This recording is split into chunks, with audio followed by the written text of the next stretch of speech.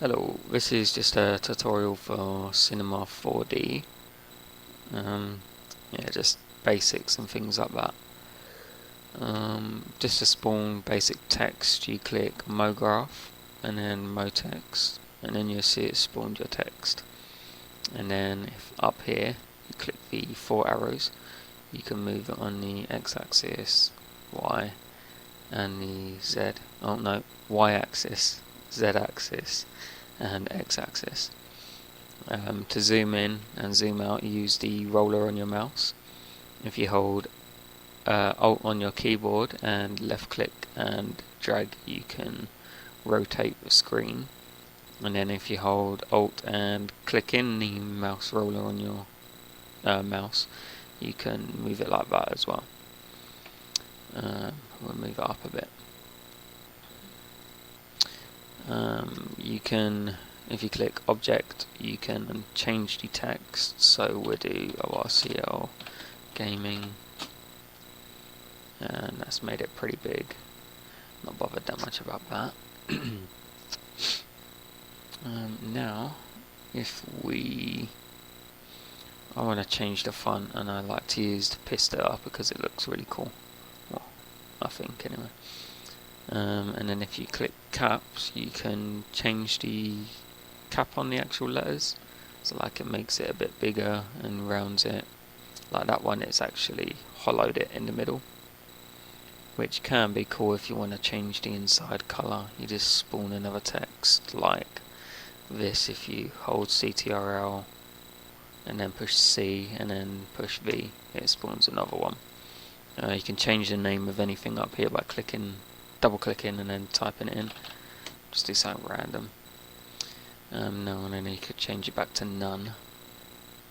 And then if we moved it, oh no, wrong button. If we just do cap rather, and then you can move it in like that. To make textures, colors, things like that, just down in this box here, if you click create new material, or you can double click in this box and it does it. And then you can double click this again, and then you simply just change it to whatever color you want. We'll use light green for this one. Yeah, and then you can literally drag it onto the screen like that, which I find is a bit of a pain in the butt actually getting it on the one that you want. So if you name these in the right order of what ones you want, then just drag it onto that and it will change the color. And then if you click this little picture up here, which just renders the view that's in the screen here, you'll see it's changed the color of that. So we'll just create another color. We'll have that one as the green instead, and we'll change that one to blue like that. So now if we put the green onto there, it should make the outline green and the inside blue. Also with the colours and textures, if you go down to where it says glow, tick the box. If you want the glow to be the same colour as the object, you leave that ticked. But if you want to change it, like we're just going to do here, I want it to be red, and you can change how bright it is. So now when I do that, there'll be a little outline, like a glow, which I think looks really cool. Just other things you can do. If we spawn a plane, and just inside of the red arrow there, you see there's that little square. That just means that you can move it along like that. Save you having to use the scale tool, which is just a pain in the butt, to be honest. But now if we, with our text, if we want to move both of them together, which is a lot easier, just click on one, hold the shift key, and then click the other one, and that selects them both. But now I want to move them up a bit, and move them over to about there. Now if we click that, right click, and go down to simulation tags and put collider body, it makes that object a solid object so that things can't go through it, but they can go through it whilst you're in the editor. But like I demonstrate now, if we do back down to simulator, do rigid body, and it will do them both. And then if we push the play button, you'll see it just bounces about, and that's just because I have the two different colours, which is annoying. But now we've just got the one, and that will just bounce and then lay down. Or you can delete that one, go back down to simulator and do soft body, which then makes it okay. My Cinem 4D just kinda crashed. No, it's because it peels all the text away and then flops down, which I don't like because it looks a bit messy. So we're going to delete that, and we're just going to have that as a solid object. Just with things like, if you want a cube, you just spawn the cube, and then I'm going to move the screen about a bit. And at the minute this is just a four-sided shape, which you can move either like that up, and obviously like that. But if we wanted to change how many sides it's got, you click just over here where it says segments. On the x-axis, which is the red side where the arrow is pointing, we'll have 5. On the y-axis we'll have 5, and on the z we'll add 5. And then now if we do display and then click quick shading lines, not click shade, yeah.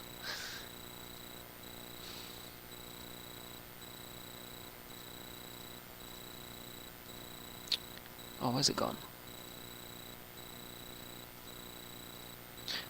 Okay, what the hell? Alright, let's just... okay, let's leave it like that. Do you want us to do that back to 10, 10, 10. And now if we did that... okay, why is it doing that? Tell you what, we'll demonstrate on the plane instead. It's being a pain in the ass. Like that, we'll change that to 50 and 50.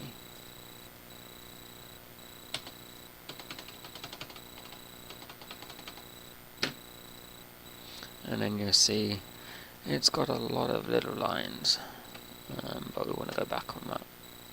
And I'll show you on the plane now, because I know what I did wrong.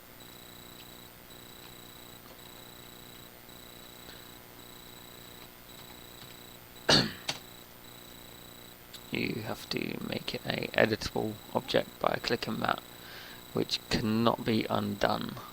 So make sure you've got it to the right size that you want and everything first before you actually edit it. And then if you click the points, it actually shows you the point for each individual square corner, which then you can move it like that or inwards. Or if you do the lines, it shows you the line of each square and then moves it like that. Also, the whole plane you can move like that. But if you don't want it to have like the lines that it has there going down, like, which you can also move, which is pretty cool. Sometimes you can make some cool little shapes. Yeah, it's not really cool, but hey. To go back, it's hold CTRL and push Z. And then if you click on, say we'll have that one, that one, that one, that one, that one, that one, that one, and that one. Instead of clicking each individual one, you can click the selector tool, hold shift and move it, and kind of like paint which ones you want to actually use and move. Like that. And then we can move all of those at once and move them in and whatnot. But say that we wanted to move them without these lines around here. You right click and click the extrude, and then when you actually do that, you hold the click in and move it up, down, or left and right, it still does it, and you can move it in completely like that, which then doesn't create those ugly lines. It creates pretty smooth ones, which then you can have just in this part, it's just like how to edit the objects. So we wanted to make them like a bit squared at the top.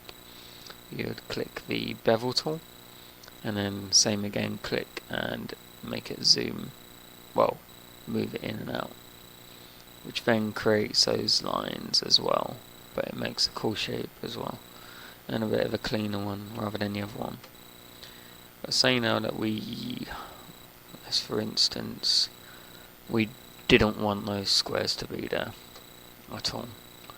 You can just do delete, and it deletes them just like that, and leaves it nice and clean on the inside as well.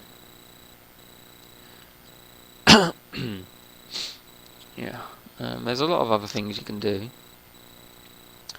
like say this whole side. So what we'll do, all of it, we wanted it to mirror, we'll do it like that, and then it mirrors the whole object.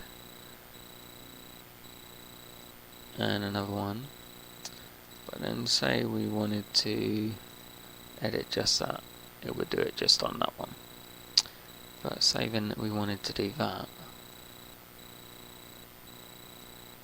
it would then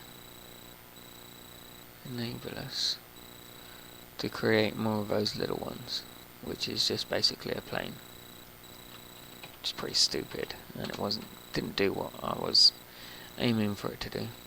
But hey ho. Tell you what, we'll just delete the whole cube now. We'll go to like cameras and that now. For an actual camera, you literally simply just click camera, and then it'll spawn a camera there, and it will actually show you the view of what it has. But if you wanted to like move it around and that, it's easier rather than doing that, and it's just a pain in the arse that way. So if you click cameras, use camera, and then you actually turn into the camera. So we'll start off at the front over at the O. This means that like how long you can actually make it. So we'll put that to 250, just push enter. And then if you move that arrow all the way to the end, and then it shows you all 240 frames, which are practically just like snaps of it, like pictures taken of it, and then it's all just put in one line. Sorry about that. But to start off the animation, if you click record active objects and then move it, I generally do about 20 frames, because if you do literally each individual frame, it will just go so quick and you won't even see what's happening.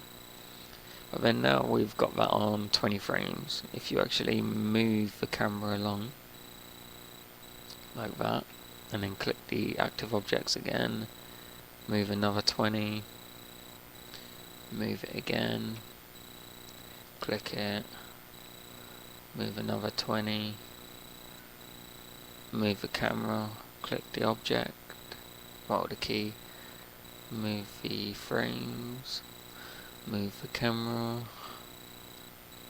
and so on. You kind of get what I'm saying. Don't have to repeat it every time now. Yeah, you click the frame again, and then we're at the end. So now when you click this green square, rectangle, whatever you want to call it, and drag it, you'll actually see your screen move. But then now if you move it to 0 and push the play button, you'll see the screen move on its own. And that's what it would actually look like. And to see what it would look like, you can hold click on that, make preview, we'll do 1024, which is standard like YouTube video kind of size. No, that's 728. 546. And then just down here it give you like a completion bar. But whilst that's doing, we can still have some more fun. If we just save this, we'll do test 101, and then on my desktop I can open a graphics pack, which is the textures materials, and as you see, just ignore that, it's just a different version. It gives you all these different kind of textures. So now if we click merge and then find the one which you just saved, which mine was test 101, it will actually open and merge your last thing. Oh well, that's not the one. But anyway, this is the one that I was doing and still am working on, but I can show you what it will do. So like, we want the ball to be black. When you click that, it adds the texture to it. So now we want that to be, oh well, now it's done our thing anyway. But now if you just push the play down here, that's what it would actually look like once you've saved it and rendered it. Let's just see what that looks like. Yeah, that looks cool.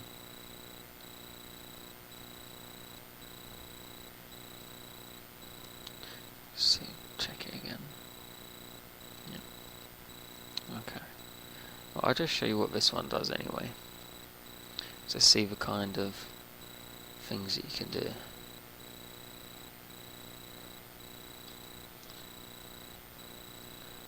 does take time, but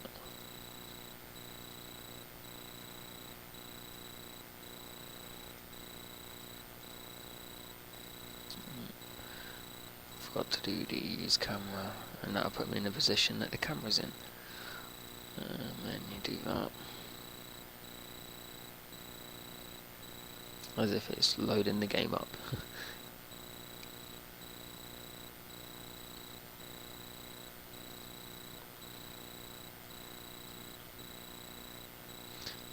Well, that's it for part 1, and I will show you a bit more in part 2.